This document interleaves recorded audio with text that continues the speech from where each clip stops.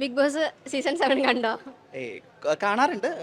തിരക്കുകൾ ഉള്ളതുകൊണ്ട് ലൈവ് ഒന്നും കാണാറില്ല. മാക്സിമം പ്രധാനപ്പെട്ട ക്ലിപ്പുകളൊക്കെ കൃത്യമായിട്ട് കാണാറുണ്ട്. എന്താ തോന്നുന്നത് കണ്ടസ്റ്റൻസിനെയൊക്കെ കണ്ടിട്ട്?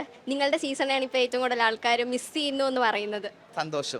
അതത്രേ ഉള്ളൂ. നമ്മുടെ സീസൺ ആണ് ഏറ്റവും കൂടുതൽ ആൾക്കാർ റിപ്പീറ്റേഷൻ വാല്യൂ, അത് എല്ലാ സീസണിനെ സംബന്ധിച്ച് ഒരു കണ്ടന്റ് ഉണ്ടായാൽ അത് പിന്നെയും ആ കണ്ടന്റ് ഒന്നും കൂടി കാണാനായിട്ട് നമ്മുടെ ഫോണിലേക്ക് വരുന്ന സമയത്ത് സ്കിപ്പ് അടിക്കാതെ കാണാനായിട്ട് ആൾക്കാർ ആഗ്രഹിക്കുന്ന റിപ്പീറ്റേഷൻ വാല്യൂ ഉള്ള കണ്ടന്റുകൾ ബിഗ് ബോസ് സീസൺ 5 ഉണ്ടായിട്ടുണ്ട് എന്നാണ് എൻ്റെ വിശ്വാസം.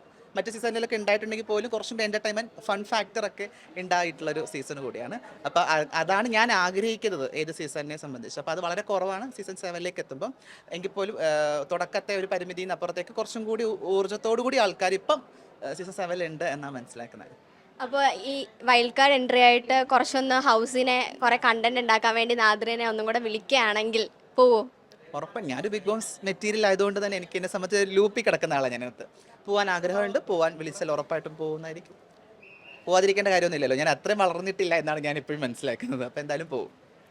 അവിടെ ഒരു ലെസ്ബിയൻ കപ്പിളുണ്ട്, ആദില നൂറ എന്ന് പറഞ്ഞിട്ട്. പക്ഷെ അവർക്ക് അവിടെ ഉള്ളവരും പുറത്തുള്ളവരൊക്കെ പറയുന്നതെന്ന് വെച്ച് കഴിഞ്ഞാൽ അവർ LGBT കമ്മ്യൂണിറ്റീനെ റെപ്രസെൻറ്റ് ചെയ്ത് വന്നിട്ട് അവർക്ക് വേണ്ടി സംസാരിക്കുന്നില്ല എന്നാണ്. അതിനെപ്പറ്റി എന്ത് പറയുന്നു?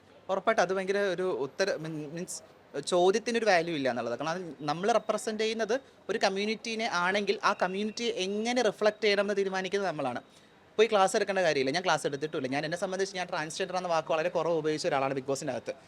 എൻ്റെ സ്വഭാവത്തിലൂടെ, എൻ്റെ പെരുമാറ്റത്തിലൂടെ, എൻ്റെ ഇടപെടലിലൂടെ ഒരു ട്രാൻസ്ജെൻഡർ മനുഷ്യർ എങ്ങനെയൊക്കെ നിങ്ങളുമായിട്ട് സംവദിക്കാം എന്നോ കാണിച്ചു കൊടുക്കുക എന്നുള്ളതാണ് എന്നെ സംബന്ധിച്ച് എൻ്റെ ഒരു ഐഡിയോളജി എന്നുള്ളത്. അത് ഞാൻ കൃത്യമായിട്ട് കാണിച്ചു കൊടുത്തു.